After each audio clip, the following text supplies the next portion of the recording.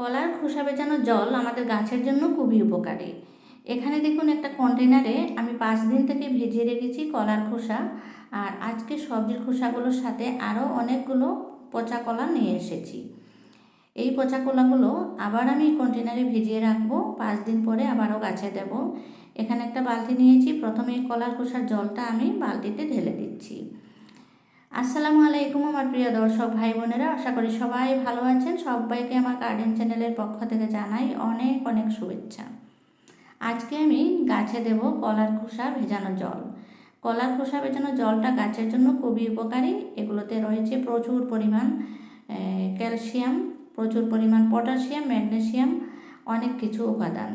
তাই আমি যেহেতু কিনা কোনো ধরনের সার গাছে প্রয়োগ না করি, তাই আমি এগুলোই ঘরোয়া হিসেবে বানিয়ে গাছে দিয়ে থাকি। এই কন্টেনারে আমি আবারও পচা কলাগুলো ভিজিয়ে রেখে দেব আরও 4-5 দিনের জন্য।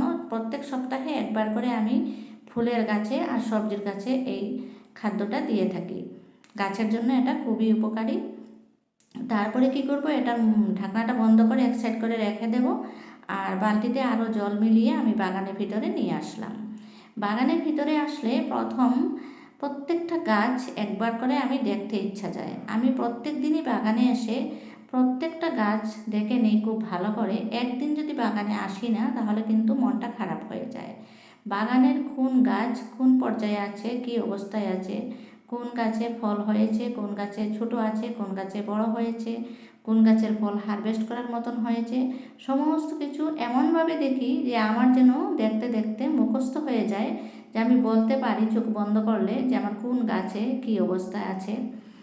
আর মাঝে মাঝে আমার বাগানে বানর এসে এত উপদ্রব করে যায়, কি বলবো।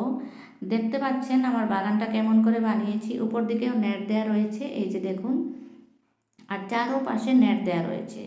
তার সত্ত্বেও কোন দিকে রাস্তা করে আমি রাস্তাই খুঁজে পাই না। এখানে আমি জলের সাথে আরও কিছু জল মিক্স করে নিয়ে এসেছি বাগানের ভিতরে। প্রথমে দিয়ে দিচ্ছি আমি আমার চিচিঙ্গা গাছে। এই যে দেখুন, এখানে একটা চিচিঙ্গা নষ্ট করে দিয়েছে। এই যে বানর এসেছিল গতকালকে। চিচিঙ্গা গাছের বাক্সর মধ্যে এক সাইডে আমি একটা বোতল রেখেছি। এই বোতলের মধ্যে আমি সবজির খোসা দিয়ে থাকি। আর এই যে খাদ্যগুলো যেগুলো লিকুইড, এগুলো দেয়া চলে, এখানে দেয়া চলে, আবার গাছের গোড়ায়ও দেই। এখানে আরেকটা নতুন করে চারা আমি চিচিঙ্গা লাগিয়েছি, এখানে বসে দিয়েছি। আর তারপরে আমি ড্রাগন গাছে জল দিতে আসলাম। ড্রাগন গাছের নিচে দেখুন প্রচুর ঘাস হয়েছে। গতকালকে আমি ড্রাগন গাছের ঘাস পরিষ্কার করতে এসে হাতের মধ্যে কাঁটা দিয়ে এত দুঃখ পেয়েছি, কাঁটা এত খারাপভাবে লেগেছে, আমি এখনও ব্যথা অনুভব করে থাকি। তাই আমার ঘাস আর পরিষ্কার করা হলো না গতকালকে। তারপরে এখানে ধুন্দুল গাছের নিচে যদিও দিচ্ছি, ধুন্দুল গাছ কিন্তু এবছর আমাকে ঠকিয়েছে, বেশি ধুন্দুল আমি পাইনি। তারপরে মিষ্টি কুমড়ার গাছ, তারপরে চলে আসলাম আমার কুমড়া গাছ, চাল কুমড়া গাছের কাছে।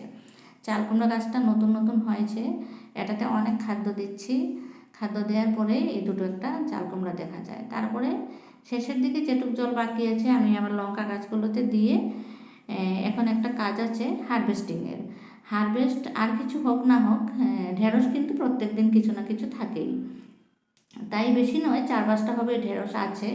ঢেঁড়সগুলো নিয়ে আর বেশি দেরি করব না, কারণ রোদ উঠে গেছে। বাগানে রোদের সময় তো থাকা যায় না, যত সকালে আসা যায় ততই ভালো হয়, বাগানে কাজ করা যায়। তাই ঢেঁড়সগুলো হারভেস্ট করে নিয়ে আজকের মতন আমি এখানেই চলে যাব, আপনাদের কাছ থেকে বিদায় নিয়ে।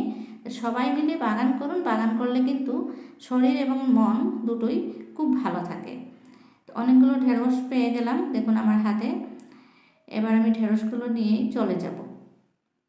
এই যে আমার কচু গাছগুলো কিন্তু খুব সুন্দর হয়েছে, যেতে যেতে কচু গাছগুলো একটু দেখিয়ে গেলাম। Happy gardening.